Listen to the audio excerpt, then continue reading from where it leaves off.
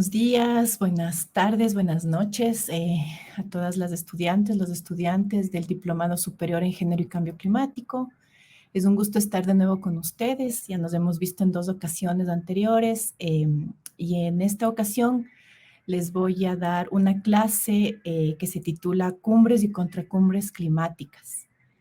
La idea de esta clase es dar un poco un panorama de cómo están las negociaciones internacionales sobre cambio climático, qué se discute, cuáles son los giros conceptuales que han existido, cómo es la presencia de la sociedad civil, de las organizaciones que trabajan en temas de justicia climática dentro de las cumbres y también en los espacios paralelos a las cumbres que se les ha dado por llamarse contracumbres, ¿no? Y también cuáles son las demandas, las principales demandas, digamos, que llevan las organizaciones que trabajan por la justicia climática a estos espacios de decisión internacional, ¿no? Entonces, vamos a arrancar. En esta diapositiva podemos ver, digamos, quiero situar el contexto en el que ocurren las negociaciones climáticas desde hace ya más de 2 décadas, ¿no? Como ustedes deben saber, los países alrededor del mundo se reunieron en los años 90, en 1994, para firmar este documento que se llama la Convención Marco de Naciones Unidas sobre el Cambio Climático, tras ya la constatación de los estudios científicos que establecían que había un cambio climático, una alteración en el sistema climático global producido por la sociedad humana, ¿no? Como resultado, se firmó esta convención que ha sido ratificada por todos los países del mundo y que organiza además a los países del mundo en varios grupos, según la responsabilidad que se planteaba que tenían en ese entonces frente al cambio climático, no en haber provocado el cambio climático. Aquí podemos ver, bueno, la estructura de la convención. La convención tiene una secretaría que está conformada por diplomáticos de carrera de las Naciones Unidas, ¿no? Que son quienes facilitan las cumbres de cambio climático que se hacen cada año. Y luego, las partes de la convención son todos los países que han firmado, ¿no? Las partes están organizadas en esto que se conocen los anexos. El anexo 1 que reúne a todos los países desarrollados que son parte de la OCDE, ¿no? Y los países, las economías llamadas en transición en ese entonces. No pensemos que acababa de caer el muro de Berlín, acababa de caer el bloque soviético, y todas las economías, los países pues que habían sido parte de la Unión Soviética eran llamadas economías en transición, que no eran definidas como países en desarrollo, sino un intermedio, ¿no? Hacia la transición hacia las economías capitalistas. Los países del anexo 2 son todos aquellos que están dentro de la OCDE, solo los países ricos, digamos, ¿no? Lo que conocemos ahora como el norte global. Luego tienes los países no anexados, que son todos los demás, y los países menos adelantados, que son sobre todo países africanos, del África subsahariana, ¿no? La convención reúne a todos estos países en las llamadas cumbres del clima, ¿no? Que son las conferencias de las partes, las COP por sus siglas en inglés, que se celebran desde el año 95. Es en estos espacios en donde se han ido tomando todas las decisiones referentes al cambio climático. Es en este espacio donde se firmó también en el año 95 el protocolo de Kioto, un protocolo que buscaba regular las emisiones de gases de efecto invernadero de los países, que como sabemos fue un fracaso y tuvo que ser reemplazado luego con lo que terminó siendo el Acuerdo de París, que son los 2 grandes documentos que ha producido este espacio supranacional de decisión y campo de disputa geopolítica, ¿no? Como vamos a ver más adelante. Este es un mapa que nos muestra las partes de las que les vengo hablando, los grupos, ¿no? Que es un clásico mapa, diríamos, de los grupos geopolíticos históricos, tradicionales, podríamos llamar el norte global y el sur global, ¿no? Todos los países no anexados en amarillo, todos los países desarrollados pertenecientes al anexo 1 en verde y las partes del anexo las partes que son consideradas economías en transición en azul. ¿Qué es lo interesante, digamos, de esta distribución global? Es que según la Convención Marco de Naciones Unidas para el Cambio Climático, son las partes del anexo 2 y 1, las partes desarrolladas y en transición, los países ricos y en transición, son los que estaban llamados a mitigar, es decir, a reducir emisiones de gases de efecto invernadero, y las partes pintadas en amarillo, las no anexadas del sur global, somos las llamadas, éramos pues las llamadas a adaptarnos, ¿no? Considerando además los factores históricos y estructurales que hacen que los países en desarrollo o menos desarrollados seamos los que hemos contribuido menos al cambio climático, pero los que vamos a sentir con más fuerza sus impactos. Hay una noción también que vamos a ver más adelante en que las partes que son de los anexos 1 y 2, que son del norte global, son quienes tienen que transferir financiamiento y tienen que transferir tecnología hacia el sur para que el sur pueda adaptarse. Entonces, esto es lo que se conoce como las responsabilidades compartidas pero diferenciadas, que han caracterizado mucho las negociaciones internacionales sobre cambio climático. No siempre, y ya vamos a ver las demandas desde el sur, es que el norte no está transfiriendo suficiente financiamiento o el financiamiento que ellos mismos se comprometen a transferir con fines de mitigación y de adaptación. Entonces les había dicho que yo quería hablar también de unos giros conceptuales que han habido entre estos dos documentos que la Convención Marco ha producido. En estos dos documentos que se presentan como los grandes acuerdos globales para luchar contra el cambio climático, ¿no? Hay diferencias profundas entre los dos documentos que reflejan las luchas de poder dentro de las negociaciones, que reflejan las relaciones de subordinación del sur hacia el norte y que reflejan el nulo compromiso del norte global causante del cambio climático en realidad asumir acciones que frenen el cambio climático, ¿no? Que son básicamente dejar de emitir gases de efecto invernadero, que significa reducir la producción, ¿no? Reducir la extracción de combustibles fósiles, su quema, reestructurar las ciudades, bueno, todo lo que ya habrán venido viendo en el diplomado.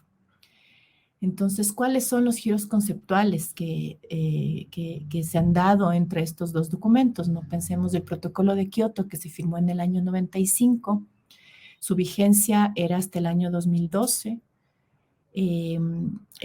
como se le diagnosticó como un fracaso, desde el 2012 se empezó a negociar un nuevo documento que terminó siendo el Acuerdo de París, que es el que está en vigencia desde el año 2020, ¿no?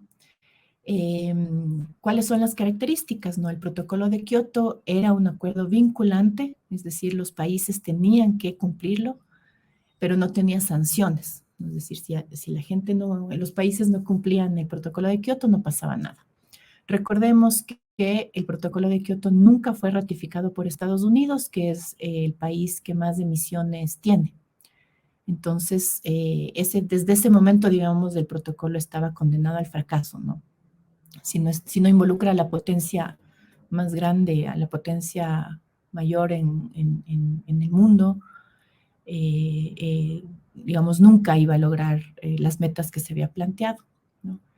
El Acuerdo de París es un documento que es vinculante, pero solo en cuanto a reportar, pero no a reducir emisiones.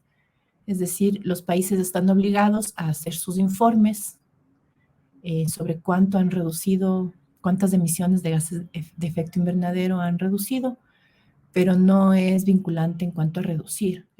Los países podrían reportar que no han reducido nada y no pasa nada.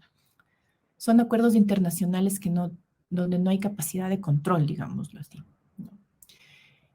Ahora, ¿qué es lo que planteaba cada documento, no? El protocolo de Kioto establecía una meta súper clara, que no daba lugar a especulaciones ni a interpretaciones, que era que los países tenían que reducir el 5% de las emisiones de gases de efecto invernadero que tenían que habían tenido en el año 90. ¿no? Entonces había un año de referencia, que era el año 1990, y había una reducción, un número, una cifra concreta de reducción en porcentaje, ¿no? El Acuerdo de París vuelve esta meta sumamente difusa y sujeta a interpretaciones, porque cambia la unidad de medida de porcentaje a temperatura. Entonces, aquí viene el famosísimo 2 grados centígrados o 1, grados centígrados, en que la meta dice textualmente, ¿no?, que los países se comprometen a mantener el aumento de la temperatura media mundial muy por debajo de los 2 grados e incluso del 1,5 grados. ¿Qué quiere decir eso? Que necesitamos hacer un álgebra de cálculo para saber cuántas emisiones debe un país reducir para que el agregado de emisiones reducidas entre todos los países no provoquen un aumento de temperatura más allá de 2 grados centígrados, ¿no? Es un cálculo, digamos, una unidad de medida que es sumamente difícil de llegar, porque no tenemos la ciencia, no tenemos las metodologías todavía para hacer esto certero, ¿no? Eh, el cálculo, digamos, es bastante complicado. Aún así, hay agencias internacionales que han hecho los cálculos, ya vamos a hablar de eso también. Y el tema también es que cada país define su año de referencia, ¿no? El protocolo de Kioto establecía claramente que era el año 90, el año de referencia, pero con el Acuerdo de París, cada país dice cuál es su año de referencia. Entonces hay algunos que establecieron como año de referencia el 2015, el 2016, el 2012, ¿no? Esto hace que los países se comprometan a muy poco, ¿no? La tendencia es a que los países se van a comprometer a lo mínimo posible. Y la otra diferencia conceptual que existe entre los dos documentos es que el protocolo de Kioto mandaba a que los países desarrollados reduzcan, ¿no?, como les había señalado. Hay un reconocimiento histórico en que los países industrializados, sobre todo desarrollados, habían sido los que más habían contribuido al cambio climático, por lo tanto eran los llamados a reducir emisiones. Mientras que los países del sur estábamos llamados más a garantizar la adaptación y reducir la vulnerabilidad de las poblaciones humanas y no humanas. Bajo el Acuerdo de París, todos los países estamos comprometidos a reducir emisiones de gases de efecto invernadero. Entonces, en la práctica se borra esta máxima de la Convención Marco de Naciones Unidas, que reconocía que hay responsabilidades compartidas, pero diferenciadas. Es decir, compartimos el mismo planeta, ¿no? Tenemos que cuidarlo entre todos, pero hay responsabilidades distintas según el nivel de emisiones de gases de efecto invernadero que hayamos emitido a la atmósfera. Esto se borra y se traslada a una responsabilidad histórica de los países desarrollados hacia los países del sur, en la forma de reducir deforestación, ¿no? La deforestación también emite gases de efecto invernadero. ¿Cómo se presentó este cambio conceptual? Se presenta como un cambio que ha habido en general en los temas de gestión ambiental, que es que los mecanismos que se llaman de comando y control, ¿no?, los mecanismos que imponen, digamos, una norma ambiental, ¿no?, que es como usualmente se regula los temas ambientales en los países. Se establece una norma de contaminación, por ejemplo, un límite de contaminación, y quienes se pasan ese límite tienen que pagar, o se les cobra una multa, o tienen que hacer acciones de reparación, etcétera, etcétera. Se planteaba que estas acciones que imponen normativa no funcionan, ¿no? Los países no cumplen, se salen del protocolo, etcétera, etcétera.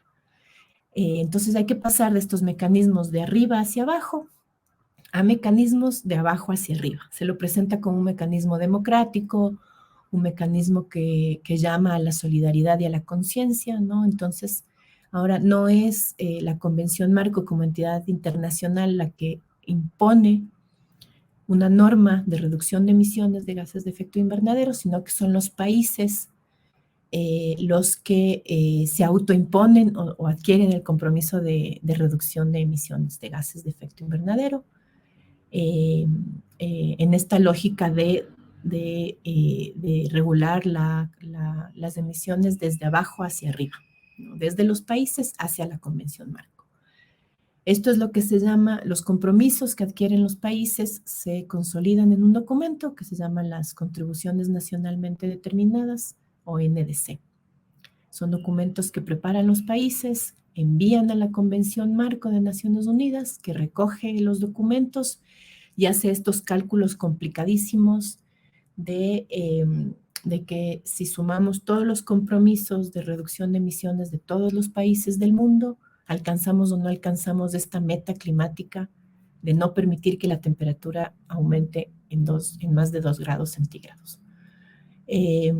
Lo que ha dicho la Convención Marco, porque estos documentos ya han sido entregados, no han hecho los cálculos, y lo que dicen es que los compromisos que están proponiendo los países van a hacer que la temperatura del planeta suba en 7 grados. Es decir, estamos absolutamente lejos de la dichosa meta de los 2 grados centígrados. ¿Cómo ha sucedido esto? Yo voy a lanzar algunas hipótesis. Bueno, contarles que desde el 2017 yo participo en las COP de cambio climático en calidad de observadora. Esa es una categoría que permite a la sociedad civil participar en las cumbres de cambio climático, ¿no? Las organizaciones observadoras pueden ser ONGs, o pueden ser universidades, organizaciones de todo tipo, ¿no? Sindicatos, gobiernos locales también, porque recordemos que las únicas instancias que son partes de la convención son los estados nacionales, ¿no? Entonces, los gobiernos locales no son parte de la convención, entonces, si es que participan de las negociaciones, lo hacen en calidad de observadoras. Entonces, bueno, está chiquitita la letra de la diapositiva, lo siento mucho, pero esta diapositiva lo que trataba de ver, ahí les puse la referencia por si quieren ir a la fuente. Este cuadro lo que muestra es los distintos grupos negociadores en los que se organizan los países, ¿no? Los países, los estados nacionales, para negociar en las COP, y que nos dicen mucho de la geopolítica global, ¿no? que es muy visible, muy evidente durante las cumbres climáticas. Tenemos varios grupos, los más fuertes son los que voy a mencionar, es el llamado Grupo Paraguas, que es el grupo que condensa, que agrupa a los países desarrollados, excepto la Unión Europea. Entonces ahí está Estados Unidos, está Canadá, está Australia, está Nueva Zelanda. Sí, ese es el grupo Paraguas. El otro grupo importante es la Unión Europea, que negocia en bloque. El otro grupo importante por el número, por la cantidad de población que tiene y porque somos parte de él, es el G77 más China, ¿no? Entonces, usualmente en las negociaciones siempre hay contrapeso entre estos dos grupos, ¿no? El grupo Paraguas y la Unión Europea negocia usualmente en contra del G77 más China y viceversa. Los temas, digamos, que son más polémicos, casi siempre son eso, ¿no? Cómo planteamos realmente reducciones de gases de efecto invernadero, quiénes son los responsables, ¿no? Aquí hay una resistencia, digamos, de China siempre, ¿no? De China y la India, que son parte del G77, de asumir que son ya economías bastante desarrolladas y que contribuyen muchísimo a las emisiones, ¿no? China ya es el segundo emisor de gases de efecto invernadero después de los Estados Unidos, y la India es el tercero, pero aún así ellos demandan que se les permita seguir emitiendo gases porque aún no han alcanzado el desarrollo que han alcanzado los países industrializados, ¿no? En este campo caen esas pugnas. Otro grupo que es importante por la temática es el grupo de los pequeños estados insulares, ¿no? Tienen una carga ética, digamos, importante, porque estos son los países que probablemente van a desaparecer con la subida del nivel del mar. Entonces es un grupo importante. Un grupo que existía antes, que ya no existe, es el ALBA, ¿no? El ALBA negociaba en bloque también, que ya ha desaparecido, ¿no? Entonces, en las negociaciones, como les digo, uno ve la pugna entre los países y sigue viendo la pugna histórica, digamos, ¿no? Del norte contra el sur, de los países desarrollados con los en vías de desarrollo, como se nos llama. Como les contaba, ¿no? Tenemos las partes, que son los estados-nación, que son quienes asisten a las COP, que son parte de la Convención Marco y que tienen voz y voto, digamos, dentro de las negociaciones. Y luego tenemos todo este mundo de las organizaciones observadoras que podemos asistir a las cumbres del clima, pero solo tenemos permiso, digamos, autorización de intervenir por muy poquito tiempo en las sesiones plenarias, ¿no? Las observadoras, las organizaciones observadoras no pueden hablar en las salas de negociación, y solamente en algunos momentos que se abre el micrófono para la sociedad civil, usualmente dan entre 2 y 3 minutos para la intervención. Entonces, estas intervenciones tienen que ser escritas con anterioridad, eh, para que se logre, digamos, decir todo lo que se quiere decir, ¿no? Ahora, las organizaciones de la sociedad civil no están sueltas tampoco, ¿no? Sino que también se agrupan en grupos de interés, se llaman, ¿no? Las constituciones de organizaciones de la sociedad civil, que son estas que se ven aquí en este gráfico, ¿no? Las organizaciones son de todos estos tipos, ¿no? Tienes las bingos, que son las ONGs de las industrias y de los negocios. Ya vamos a profundizar un poco más de esto, pero las grandes corporaciones, las petroleras, las farmacéuticas, tienen sus ONGs, ¿no? Y estas ONGs participan en las cumbres del clima y son las responsables de lo que se está llamando ahora la captura corporativa de las negociaciones de cambio climático, ¿no? Luego tienes las ONGs ambientales, las ENGO, tienes las organizaciones de gobiernos locales y municipios, como les decía, que ellas no pueden participar en la COP en calidad de partes. Las RINGOS, que son las organizaciones de investigación, las universidades también. Las TUNGOS, que son los sindicatos. Las IPO, que son las organizaciones de pueblos indígenas y comunidades locales, campesinas, ¿no? Las organizaciones, la WGC, que son las organizaciones que trabajan con mujeres, con temas de mujeres y género, perdón, y las YUNGO, que son las organizaciones que trabajan con jóvenes o que se adscriben, digamos, como una organización de jóvenes. También se crean coaliciones entre estas organizaciones. Una que yo voy a hacer hincapié es esta que se llama DCJ, que quiere decir Demanding Climate Justice, que son las organizaciones que se agrupan alrededor de los temas de justicia climática, ¿no? Hay organizaciones que se agrupan también, otra coalición importante que hay en la COP ahorita es organizaciones que vigilan que en los textos resultado de las negociaciones no se elimine el lenguaje de derechos humanos, ¿no? Bueno, como vemos ahí, ¿no? La gran cantidad de ONGs que van son las ambientales y luego tienes una gran cantidad de organizaciones de investigación. Estos son los temas en los que se interesan las distintas organizaciones y el peso que se dan en número, el peso temático que tiene, que tiene cada organización, digamos, ¿no? Entonces, hay mucha presencia de organizaciones ambientalistas, ¿no? Poca presencia, digamos, de comunidades indígenas, pueblos indígenas y comunidades locales o campesinas, muy poquitos de agricultores y muy poquitas ONGs de mujeres y género, ¿no? Entonces, también esto tiene que ver con la orientación que tienen las negociaciones, ¿no? Orientadas más a lo que llamamos los temas ambientalistas más hegemónicos, ¿no? Como la tendencia hacia cuantificar los daños ambientales y en este caso hacia cuantificar las emisiones de gases de efecto invernadero con una especie de obsesión por la molécula de carbono, ¿no? y muy poco criterios más del tipo social o de justicia climática, con baja presencia de sindicatos, agricultores, comunidades indígenas y pueblos locales. Y aquí he puesto dos textos, digamos, que ejemplifican también esta fuerte influencia a la que me refería antes, que existe dentro de las negociaciones climáticas del poder corporativo asociado a los combustibles fósiles, ¿no? Entonces, a la izquierda tenemos la influencia que se detectaba, que se detectó que había desde la primera COP del año 95 hasta la COP 24 del 2018, ¿no? 25 años de negociaciones climáticas que no llevaban a ningún lado.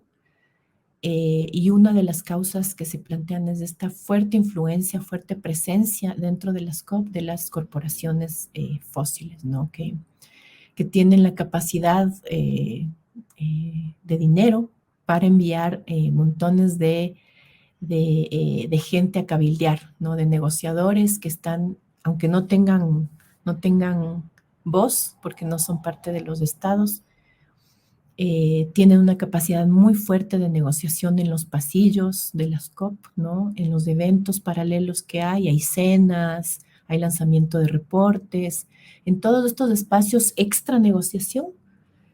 Hay una alta presencia de todos estos negociadores, ¿no? En los pasillos, en la fila del café, digamos, son espacios de negociación también y de injerencia muy fuerte de estas corporaciones. Lo mismo se trata de hacer, digamos, desde las otras organizaciones que representan a agricultores, a mujeres, a jóvenes, etcétera, etcétera, pero la capacidad es ínfima, ¿no? Y ahí hay algunas cifras de la última COP que fue en Glasgow, en Escocia, en el 2021, ¿no? En que nos dicen 503 personas que cabildeaban asistieron a la COP, 503 personas que cabildeaban a favor de los combustibles fósiles. Esto es mucho más que la gente de pueblos indígenas y comunidades locales que logra ir a la COP.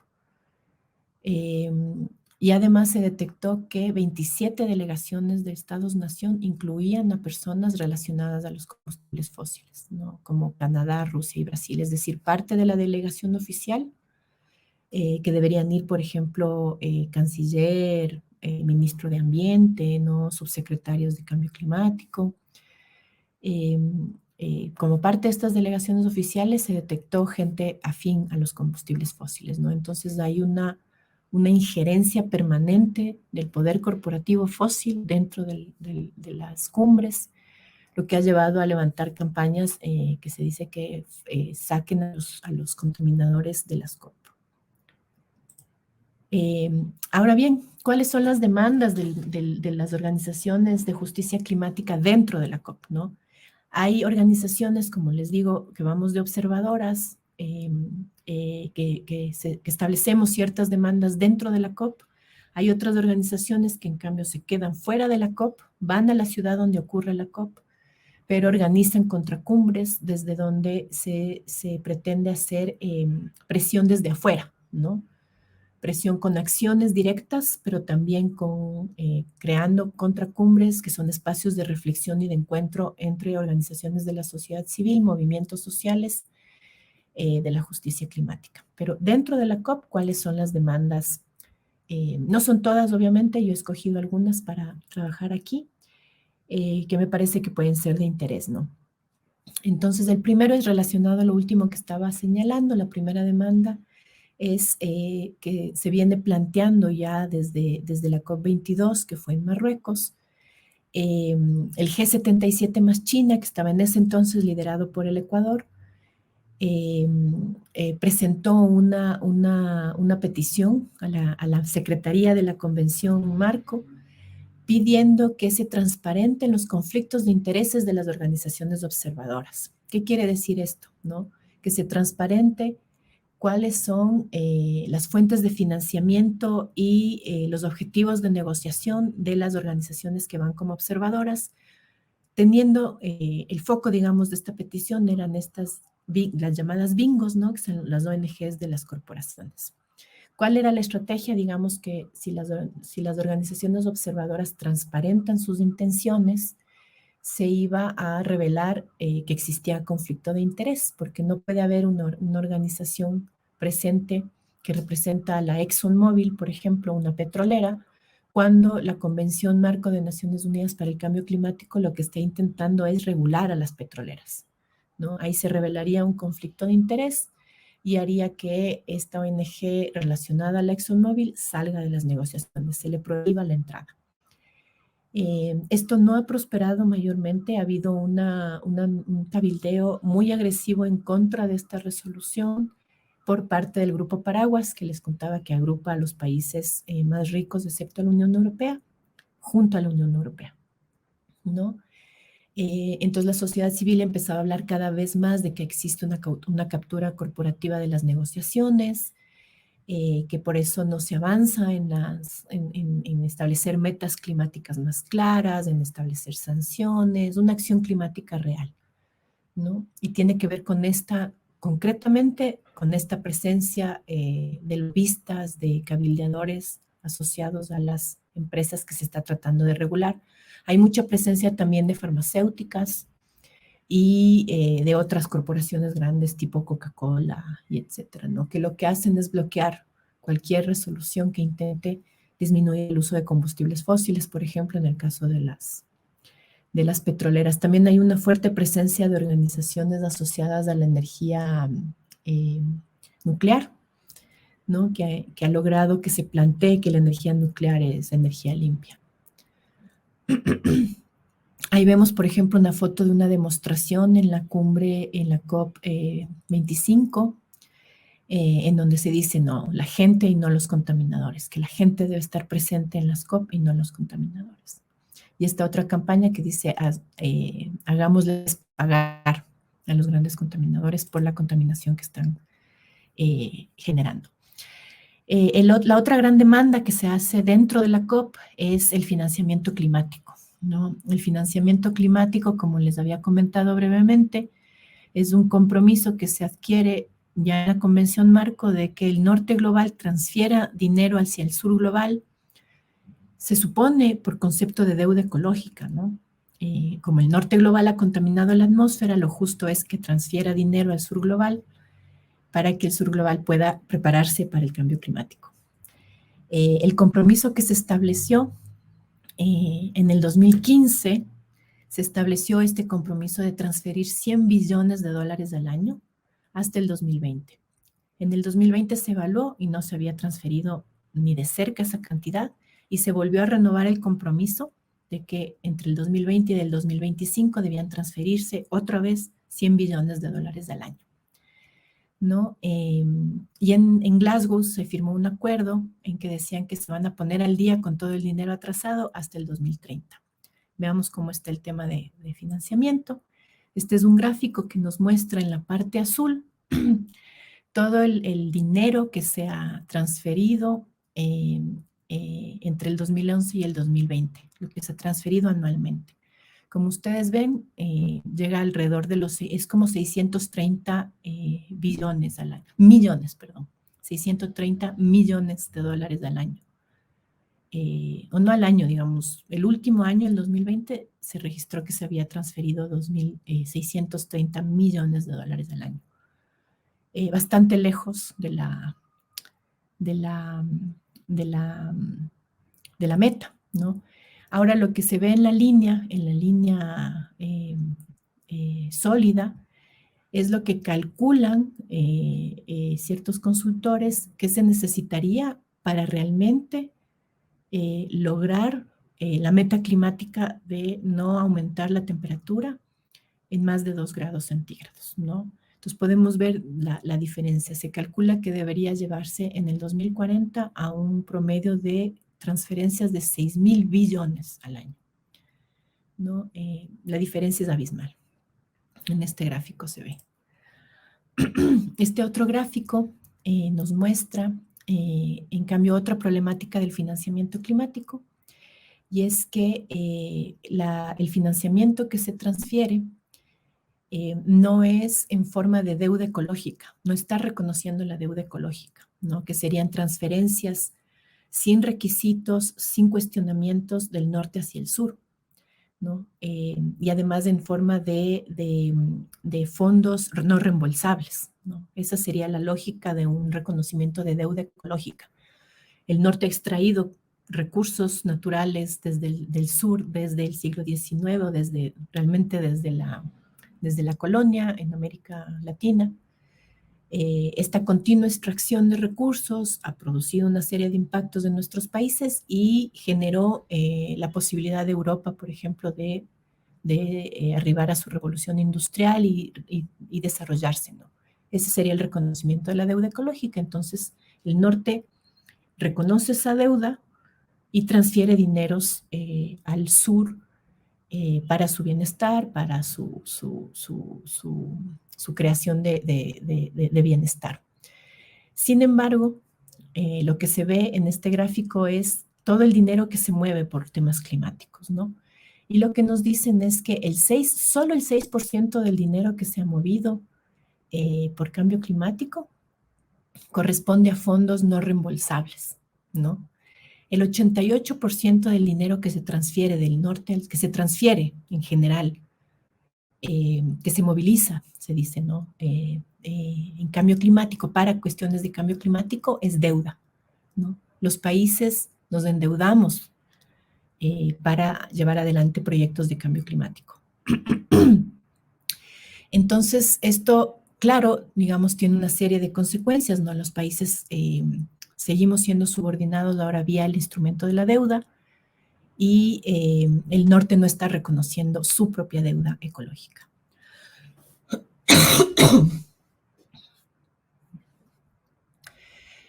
Otra cuestión que nos dice este mismo gráfico es que el 98% del dinero que se invierte en temas de cambio climático viene de actores públicos, ¿no? Y aquí vemos en azul otra gran problemática, que es que la gran cantidad de fondos movilizados son para mitigación, no para adaptación. Recordemos que una prioridad de los países del sur global es la adaptación, ¿no? Que quiere decir reducir la vulnerabilidad de nuestras poblaciones hacia los impactos del cambio climático. Y existe un compromiso fuerte de mejorar el financiamiento para adaptación. Aún así, vemos en azul todos los fondos que son destinados a mitigación, ¿no? Usualmente a proyectos de eficiencia energética, de energías alternativas, de movilidad, etcétera, etcétera, y muy poquito a temas de adaptación. Y el otro tema que preocupa también en el campo del financiamiento climático, que vemos en este gráfico de la izquierda, es que las transferencias del norte al sur no están dándose.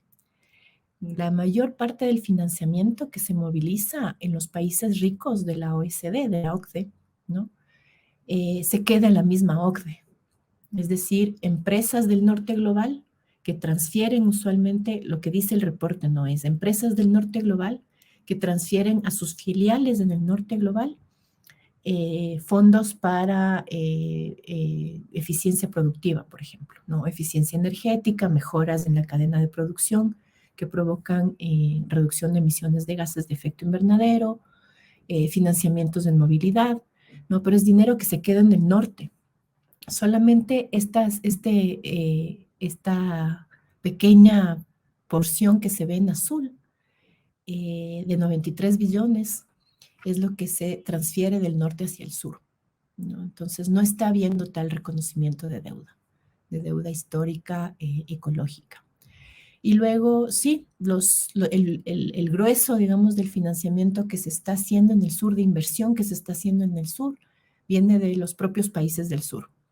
Y como vimos, a través de deuda, ¿no? Los países se están endeudando para construir hidroeléctricas, por ejemplo, porque ese es uno de los grandes proyectos emblemáticos. Estos son los proyectos emblemáticos de cambio climático, ¿no? Las hidroeléctricas. Entonces, el tema de financiamiento es un espacio de mucha pugna dentro de las negociaciones, ¿no? Y también este gráfico nos muestra la otra problemática, y es que a la par de que debería, por ejemplo, un compromiso que es aumentar la inversión en energías alternativas, ¿no? se tiene que ir subiendo, digamos, los fondos, las inversiones que se hacen en el desarrollo de energías alternativas, pero a la par debería haber una desinversión en energías fósiles, ¿no? Este cuadro lo que nos indica es que la inversión en energías fósiles, que son las barras grises, se ha mantenido constante. Es decir, hay un ligero aumento y luego disminución de la inversión en energías alternativas, pero la inversión en energías fósiles no está disminuyendo. La otra demanda dentro de las organizaciones, dentro de las negociaciones, perdón, es temas de género, ¿no? Una de las demandas es que exista paridad de género en las delegaciones nacionales de las COP. La paridad de género, digamos, es una vieja demanda, ¿no? de ciertos movimientos que trabajan en temas de género o feministas. Ahí les he puesto un gráfico que muestra que algunos países logran la paridad más que otros. Y otra de las demandas, aquí les he puesto una imagen del grupo de trabajo que les mencioné al inicio, que trabaja en temas de mujeres y género, ¿no? El WGC y todas las organizaciones que son parte, que son quienes han empujado, han presionado mucho porque se apruebe dentro de la Convención Marco un plan de acción de género. El plan de acción de género tiene ahí está orientado sobre todo, digamos, a presionar porque el financiamiento climático tenga sensibilidad de género. Es decir, que se financien proyectos de mujeres campesinas, de mujeres indígenas, y que no se financien proyectos que puedan contribuir a la desigualdad de género. También se pide que, por ejemplo, los países empiecen a levantar estadísticas con sensibilidad de género, etcétera, etcétera.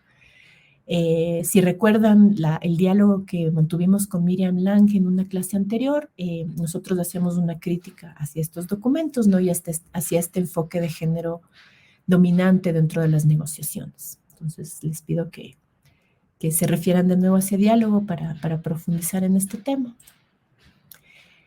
Otra demanda también ha sido la presencia de pueblos indígenas, ¿no? Y comunidades locales. La premisa es que los pueblos indígenas y las comunidades locales, al mismo tiempo que son quienes van a recibir los impactos del cambio climático de manera más aguda, también son depositarios de tremendos conocimientos situados, ¿no? Con sensibilidad ecosistémica y con sensibilidad social, y que pueden aportar mucho hacia idear soluciones para el cambio climático. Esto se ha consolidado en lo que se conoce como la Plataforma de Comunidades Locales y Pueblos Indígenas, que se había planteado, que fue un mandato que se discutió en París, es decir, la Convención Marco asumió como un mandato ineludible establecer esta plataforma. Y las negociaciones se dieron durante 2 años, durante 2 COP, para establecer esta plataforma. Pero la demanda inicial era que los pueblos indígenas y las comunidades locales entren a la Convención Marco en calidad de parte, es decir, con el mismo peso que cualquier país. Esto no se pudo lograr, hubo negociaciones intensas en donde los mayores opositores eran nuevamente el Grupo Paraguas, de los países desarrollados, que se oponían a que los pueblos indígenas tengan más que solo un carácter consultivo, ¿no? Entonces terminaron imponiéndose, y esta plataforma de comunidades locales y pueblos indígenas es simplemente un ente consultivo. No tiene poder no tiene voto, digamos, dentro de la convención, sino que su compromiso es recoger, digamos, conocimiento local, conocimiento indígena, para orientar de mejor manera las decisiones de la convención. ¿No? Se ha reducido, digamos, se redujo mucho el planteamiento inicial, se le restringió mucho, ¿no? Pero dentro de las COP también hay presencia de pueblos indígenas más disruptora, más cuestionadora, ¿no? Entonces aquí vemos, por ejemplo, un panel que se dan dentro de la COP. Tenemos las salas de negociaciones y luego tenemos un sinnúmero de eventos paralelos, ¿no? Que organizan las las instituciones, las organizaciones que participan. Hay espacio, digamos, de discusión, de reflexión colectiva. Esta es una fotografía de una rueda de prensa que dieron algunos líderes indígenas en el 2015 en rechazo de red, por ejemplo, ¿no? Entonces, este tipo de espacios también hay dentro de las COP. Y estos son los otros espacios que les comentaba, ¿no? Dentro de las COP, además de tratar de influenciar directamente en los negociadores de los países a través de entregar reportes, de entregar información, ¿no? De hacer cabildeo, digamos, en los pasillos y a través de los eventos paralelos, también hay acciones directas que se llaman dentro de las COP. Son acciones bastante controladas, ¿no? La premisa dentro de las COP es que al ser un espacio internacional, se le maneja casi como una embajada, digamos, ¿no? A la entrada de la COP hay revisión, hay filtro de seguridad, no se puede ingresar líquidos, no se puede ingresar metales, todo este tipo de cosas como en los aeropuertos. Y tampoco se puede hacer, las demostraciones se pueden hacer, pero dentro de unos rangos, ¿no? No se puede mencionar a países, ningún país. No se puede hacer nada que amerite cubrirte el rostro, ¿no? Y la seguridad dentro de la COP está presta, digamos, a controlar todos estos espacios del momento en el que se salgan de lo permitido. Aún así, hay esta serie de eventos, ahí hay dos fotos de acciones directas o de visibilidad que se hicieron dentro de las COP. ¿No? Ahí pueden ver arriba la foto de que se rechaza la presencia de los contaminadores dentro de las COP. Y en la foto de abajo ven una acción demandando por financiamiento climático expedito, ¿no? Ahora bien, lo que les había mencionado, no fuera de las COP, pero en las ciudades, pero cerca de las COP, se realizan por lo general dos grandes eventos, ¿no? El uno es una marcha climática que se hace casi siempre. Las COP duran 2 semanas, entonces la marcha climática suele ser el sábado intermedio, en donde dependiendo de la salud de la sociedad civil del país que acoge la COP, puede ser más masiva o menos masiva, ¿no? Ahora que la COP va a ser en Egipto, un país que en este momento tiene un gobierno bastante represivo, las preocupaciones son múltiples sobre si se va a poder hacer o no acciones del tipo de eso, ¿no? De una marcha climática. Como ejemplo nada más, esta es una acción que se hizo en la COP23, que fue en Alemania, por parte de activistas de Fiji, que es un estado insular, ¿no? Con pequeñas islas, que se dice que probablemente van a desaparecer con el aumento del nivel del mar. Son otro tipo de acciones que se hicieron en la misma COP23 por parte del movimiento Ende Gelände, que es alemán, ¿no? Que quiere decir ya basta. Que se tomaron una mina, increíblemente en Alemania hay minas gigantescas de carbón, todo eso que se ve ahí como desierto, como sí, seco, es una mina de carbón gigantesca. Esa estructura de metal que se ve es una máquina que va raspando el suelo, va avanzando sobre el suelo, liberando el carbón que está ahí debajo. Y fue una toma, por ejemplo, de una de esas máquinas, ¿no? Claro, es este tipo de acciones que duran 2 o 3 horas, ¿no? Y que tienen muchos arrestados luego. Este tipo de activismo, digamos, ¿no? Que es bastante típico en Europa de provocar acciones directas para provocar arrestos, de hacer acciones directas para provocar arrestos y hacer visible la demanda. Estas son fotografías de las marchas climáticas de las que les hablaba, ¿no? En donde hay mucha presencia del movimiento por la justicia climática global. Ahí está el bloque feminista, ¿no? Y esas son un poco la demanda, ¿no? Detengan los combustibles fósiles. Esta marcha, por ejemplo, que fue en Polonia, los activistas internacionales, no pasó nada, pero a los activistas polacos la policía los reprimió y hubo muchos presos, ¿no? Esta es la marcha de la COP25 en Madrid. Esta fue una COP particular porque, como recordarán, esta COP tenía que hacerse en Santiago de Chile, pero por el estallido social que hubo en Chile, el presidente Piñera, el presidente de ese entonces Piñera, decidió que no quería que haya presencia internacional en medio del estallido, entonces renunció a hacer la COP y España acogió la COP. Entonces se trasladó rápidamente la COP a Madrid, lo que fue terrible para los activistas chilenos porque ellos habían estado preparándose durante un año para utilizar la COP como plataforma de visibilidad, que es lo que usualmente hacen las sociedades civiles locales, ¿no? Usan la COP como una plataforma para hacer visibles los problemas nacionales, los problemas hacia lo interno del país. Esta COP fue particular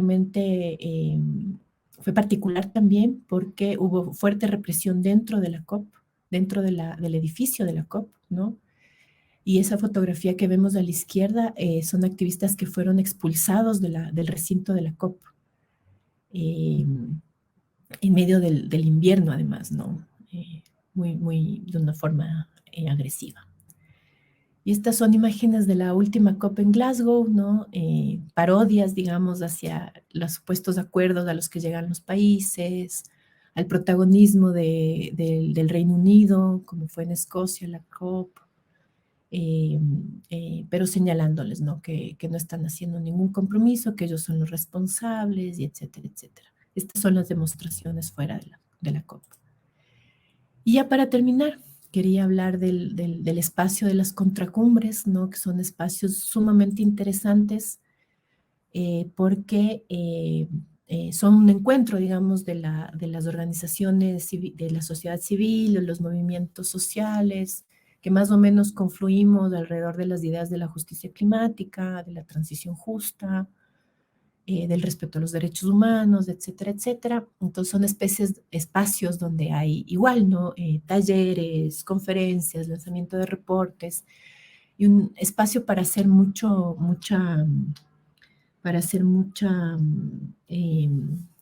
redes, ¿no? Para tejer las redes y fortalecer el que se puede llamar el movimiento de justicia climática. Ahí hay imágenes del espacio que montó Greenpeace durante la COP24 en Polonia. Fue un espacio bastante restringido. Como les decía, Polonia también se caracteriza por ser un país que controla mucho las manifestaciones ciudadanas. Entonces, depende mucho de la sociedad civil que acoge la COP que se pueda crear estos espacios, ¿no? Y estas son el tipo de demandas que se crean en las contracumbres, ¿no? Las contracumbres adquieren distintos nombres. Esta se llamó las demandas de los pueblos, usualmente es la cumbre de los pueblos o la contracumbre climática, adquieren esos nombres, ¿no? Entonces podemos ver que son unas demandas bastante específicas que se repiten cada año, ¿no? Dejar los combustibles fósiles bajo tierra. Ya se empezaba desde el 2017 más o menos a hablar de que hay que dejar las falsas soluciones al cambio climático, que hay que promover las soluciones verdaderas, honrar las obligaciones de transferencia de financiamiento, poner fin a la interferencia del poder corporativo. Eh, Son demandas que se repiten año a año, ¿no? Y como este es un diplomado en género y cambio climático, quería hacer hincapié finalmente en lo que sucedió en la Cumbre de los Pueblos en Santiago. Aun cuando la COP se fue a Madrid, la sociedad civil chilena decidió mantener los espacios de contracumbre que habían venido construyendo desde hacía un año, ¿no? Entonces, pensemos que además estaban en este momento de efervescencia social, ¿no? Del estallido, en que ya se había planteado, digamos, la demanda por una nueva constitución chilena. Entonces, la cumbre, digamos, que acogió mucho de esa demanda, ¿no? Hubo muchas discusiones sobre cómo debía integrarse el tema de la naturaleza, el tema del cambio climático y la nueva constitución chilena, ¿no? La denuncia del neoliberalismo, ¿no? El estallido como una evidencia de las fallas del neoliberalismo, al igual que el cambio climático, ¿no?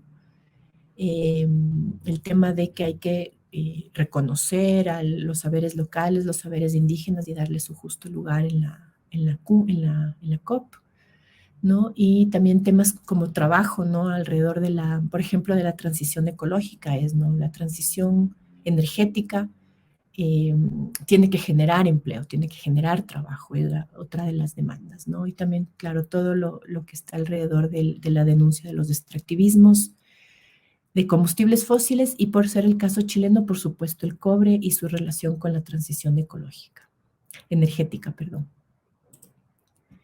En la contracumbre de Santiago de Chile hubo este espacio que se llamó la Carpa de las Mujeres, en el que yo me quería referir un poco más, ¿no? En donde se habló de todos estos temas, ¿no? De una justicia feminista y la violencia estructural, ¿no? Que no se puede, digamos, luchar contra el cambio climático en medio de la violencia basada en género, pero también de la violencia económica, la violencia estructural. El tema de relevar, ¿no? Los cuerpos, los territorios, los cuerpos como espacios como el primer espacio de soberanía, como el primer territorio de soberanía, que además sufre los impactos del cambio climático, ¿no? En lo concreto, ¿no? Y la economía feminista, la soberanía alimentaria como vías de salida a las crisis, ¿no? La vida en el centro, la cultura del cuidado, la cooperación y la complementariedad como ejes ético-políticos para la salida de la crisis climática.